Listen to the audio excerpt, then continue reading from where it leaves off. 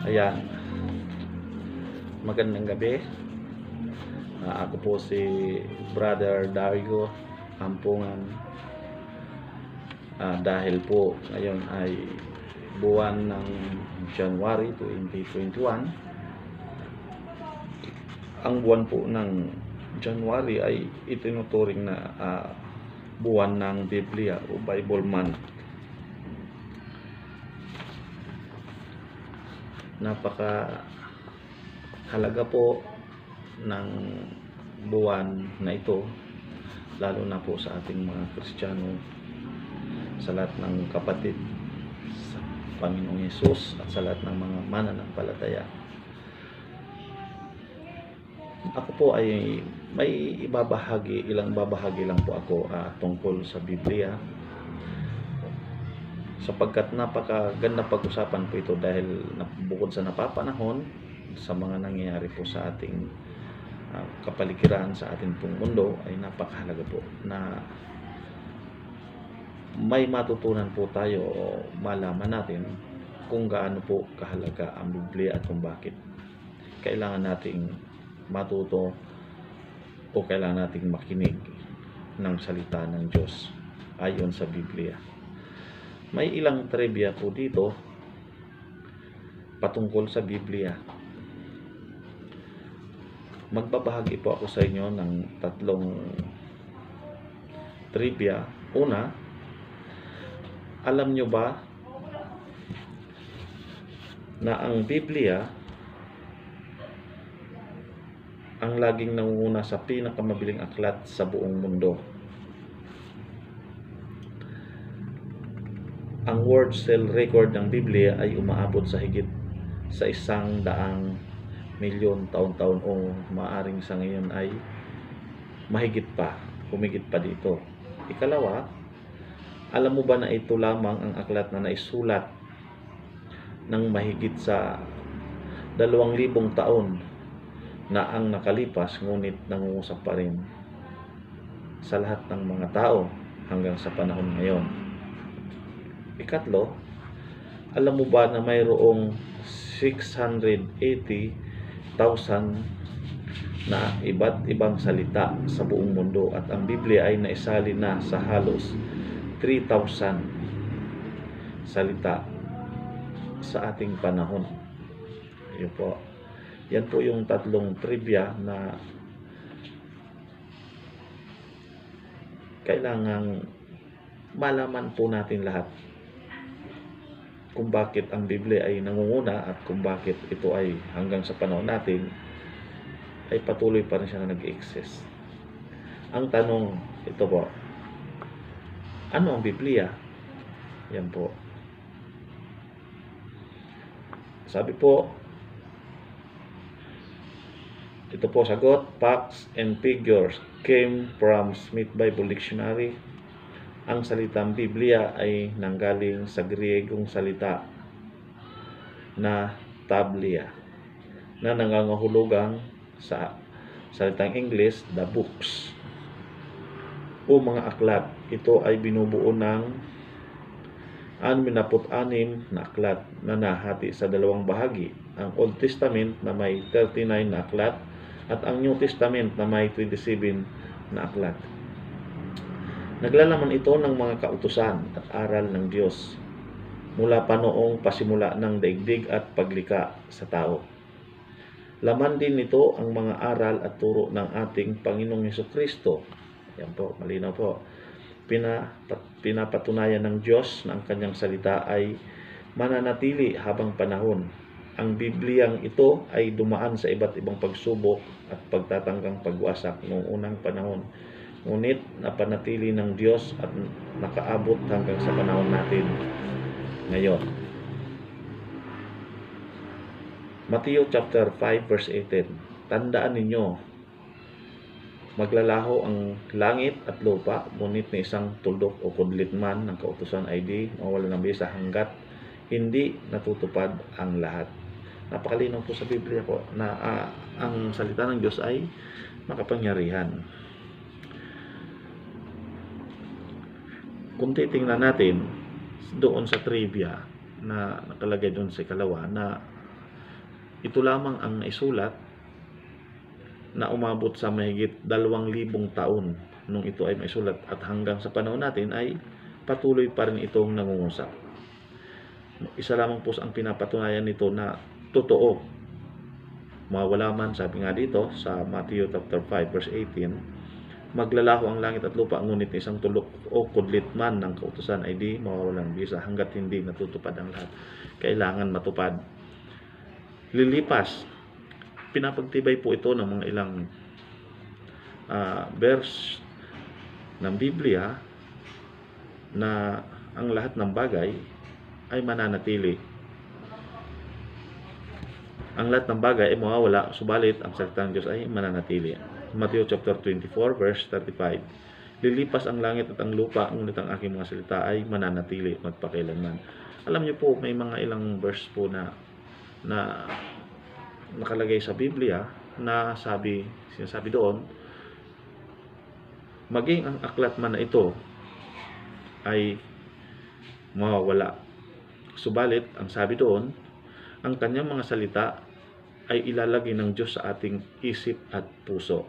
Ibig sabihin, mawala man ang mga libro na ito, subalit ang kanyang mga salita ay mananatili na, itatanim na, ay nakalagay ito sa ating puso at isipan. Malinaw po. Ayan. Ang ikalawa pong katanungan, sino ang gumawa ng Biblia? Ayan po. Mahalaga po ang mga katanungan na ito sapagkat ngayon po ay Bible Month o buwan ng Biblia. Ito po sagot. Ang Biblia ay samang gawa ng 40 manunulat na galing sa iba't ibang antas ng buhay. Hari, mahirap na tao, mangingisda, opisyal ng gobyerno, guro at propeta sa iba-ibang panahon, mga taong may karanasan, nakapakinig, ginabayan, kinausap o kinasihan ng Diyos. Ang iba sa kanila ay mga personal witness o mga taong nakasama at tinuruan ng Panginoong Jesucristo. Niloob ng Diyos na malikha ang isang natatanging aklat ng kanyang mga salita, ang Biblia na nakapagbabago sa buhay ng lahat ng tao hanggang sa panahon natin ngayon. Napaka linaw po. Sabi po sa ikalawang Pedro chapter 1 verse 21, sapagkat walang propesiyang dumating kailanman na nagbuhat sa kalooban ng tao. Salip, nagsalita ang mga tao ng mga bagay na galing sa Diyos nang sila'y magpahayag sa ilalim ng kapangyarihan ng banal na Espiritu. Yung pong mga taong nagpapahayag po, nagtuturo nung mga panahong iyon ay Diyos po ang siyang nagsasalita o ginagamit ng Diyos ang banal na Espiritu upang ang tao ay magpahayag. Ginagamit ang tao ng banal na Espiritu upang maipahayag ang layunin ng Diyos maging sa panahon natin. Ayan. Sapagkat walang propesiya, kaya nga po yan, propesiyang dumating kailanman nagbuhat sa kalooban ng tao. Hindi po nagmula sa tao, kundi ang sabi, salip, nagsalita ang mga tao ng mga bagay na galing sa Diyos nang sila ay magpahayag sa ilalim ng kapangyarihan ng banal na Espiritu. Ang banal na Espiritu po ang nagsasalita. Ginagamit po lamang ang mga tao. Ginamit ng Diyos ang mga taong ito upang maiparanas sa atin ang kanyang kapangyarihan at mga biyaya kung tayo'y dumaranas ng pagsubok sa pamamagitan ng pananampalataya. Ayun po. Napakahalaga po niyan ngayon, lalo na sa panahon po natin.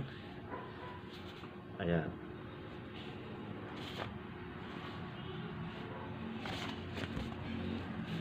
Sunod po. Ito po ang ikatlong katanungan. Napapanahon pa ba ngayon ang mga nakasulat sa Biblia? Tingnan po natin.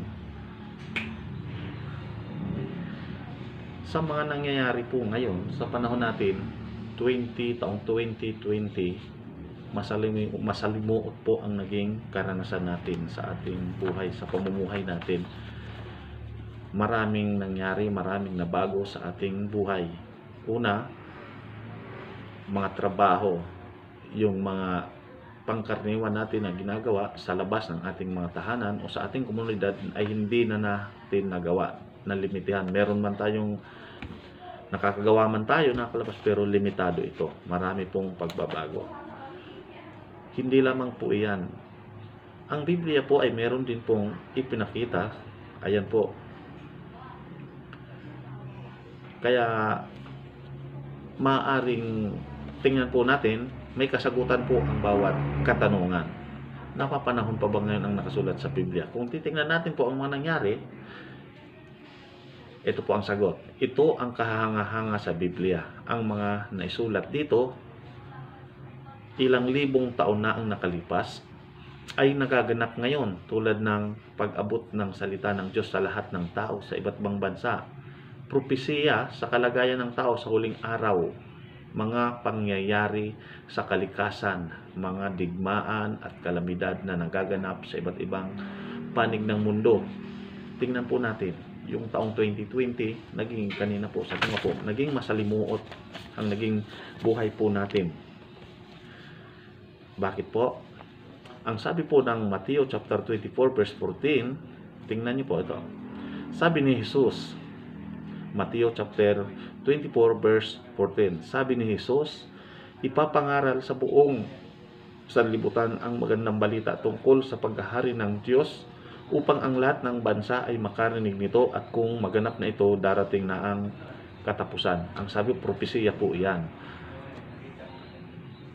Ang nangyayari po, kung babasahin po natin ang whole chapter po ng chapter 24, ito po ay preparation o paghahanda po na dapat isa pong babala, isa pong mensahe o propesya para mapaghanda natin ang mga mangyayaring bagay, o mga bagay-bagay na mangyayari sa mundo, katulad ng itong nangyari sa ating taong 2020, ay masasabi po natin na kasali ito sa mga binabanggit diyan.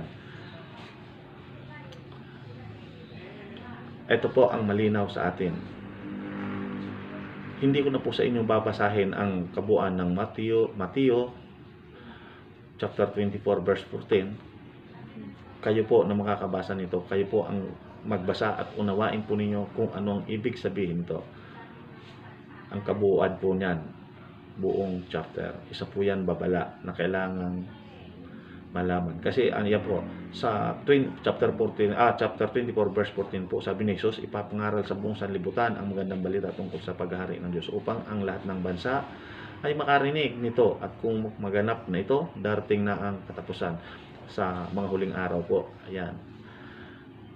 Ito po ang sinasabi ng ikalawang Timoteo chapter 3 verse 1-2. Dapat mong malaman na sa mga huling araw ay magkakaroon ng mga kahirapan. Kahirapan po. 2020, masasabi po natin na hindi man ganoon kahirap, pero isa po yan sa pagsasanay na kailangan nating maranasan, na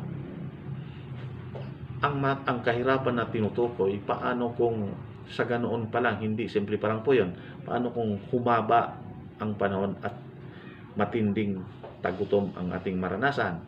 Tingnan po natin, basahin ko po, tapusin po. Dapat mong malaman na sa mga huling araw ay magkakaroon ng mga kahirapan. Kahirapan po yan. At ang mga tao ay magiging makasarili. Yan po. Sa panahon po ng 2020, marami pong nagbago. Marami pong naganap o nangyari.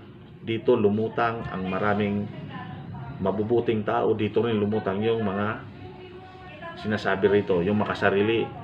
Sakim sa salapi, palalo, mapagmataas, mapagsamantala, suwail sa magulang, walang utang na loob, at lapastangan sa Diyos. Makikita po natin yan. Sa panahon ng kagipitan, lalo na po sa krisis ng ating bansa, sa kinakaharap ng bansa, hindi pa po tapos tayo sa krisis nito, subalit ito ay patuloy na ipinananalangin ng lahat ng mga Kristiyano na nawa matuto po tayo sa nais ipagawa sa atin ng Diyos.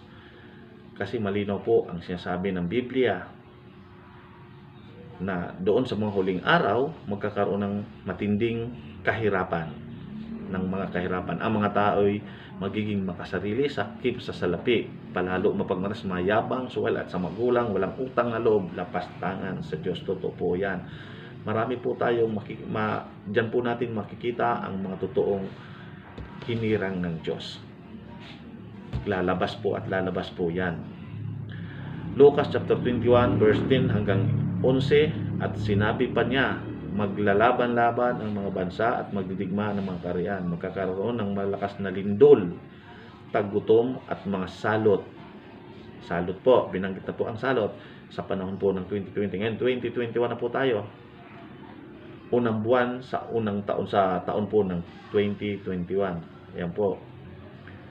Malakas na lindol. Lagi po tayo nakakaranas ng lindol. Taggutom. Ayan po, taggutom. Nandyan na po yan. At mga salot sa iba't ibang dako. May lilitaw ng mga kakilakilabot na bagay at mga kamanghamanghang kababalaghan mula sa langit. Yan po ay isa lamang po o ilan lamang po sa mga palatandaan na binanggit ng Biblia na mangyayari o magaganap po sa ating mga panahon.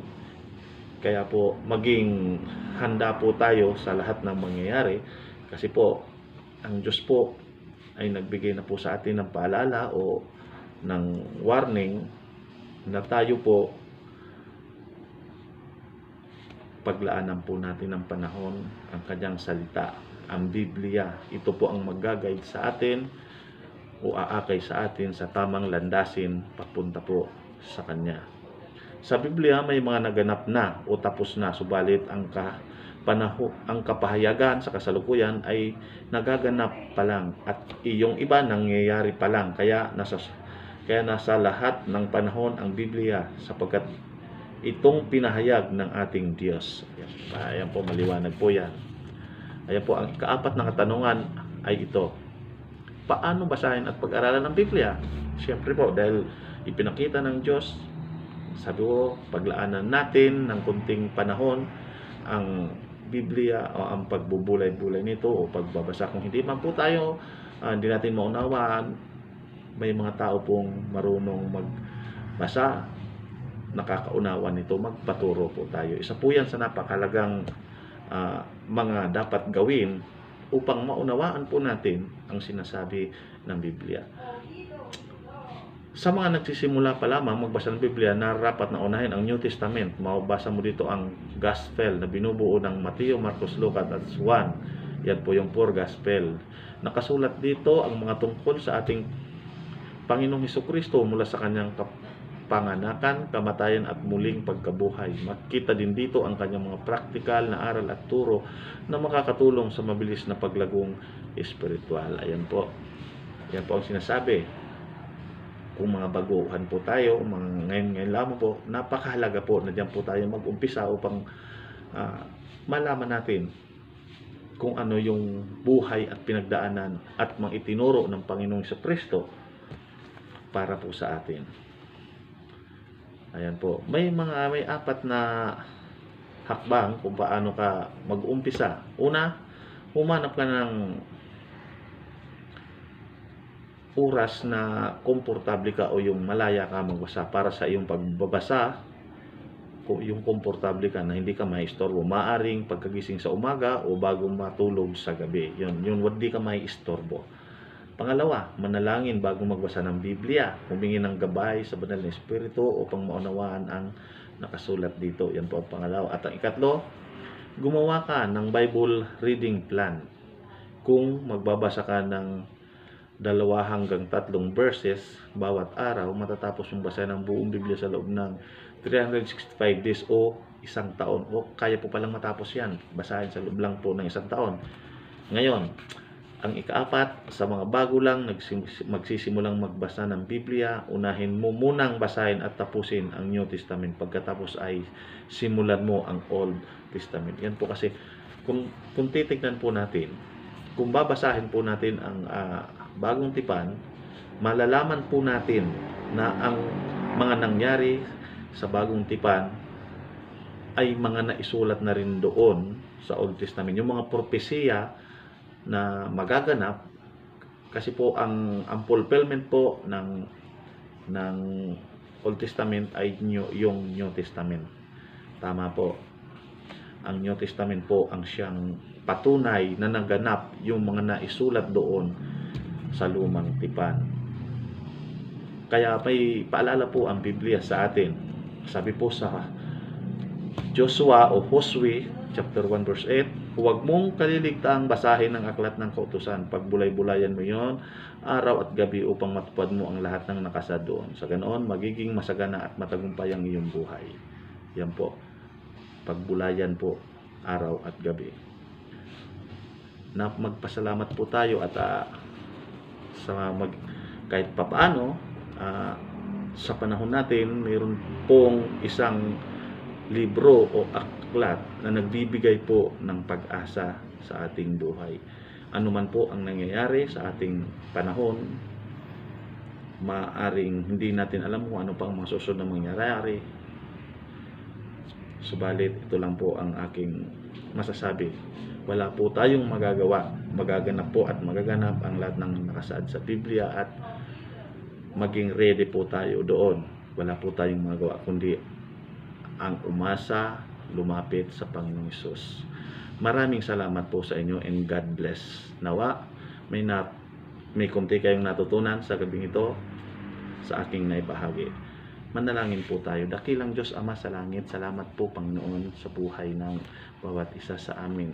Pinagkakatiwala po namin ang aming buhay sa iyo, sa mga nangyayari sa kaganapan Panginoon sa aming daigdig. Kami po ay hindi namin alam kung papaano at kung saan kami pupunta. Kung sakaling mangyari man ang mga bagay-bagay na ito sa mga krisis. Ama, ikaw lamang po ang aming malalapitan. Salamat nga po sapagkat nariyan po ang iyong salita upang magbigay gabay sa amin patungo sa tamang landasin ng buhay. Salamat po Ama sa gabing ito. Sa iyo po namin inaalay ang lahat ng papuri at pagsamba. Sa pangalan po ng Panginoong Hesus. Amen. Good night po and God bless.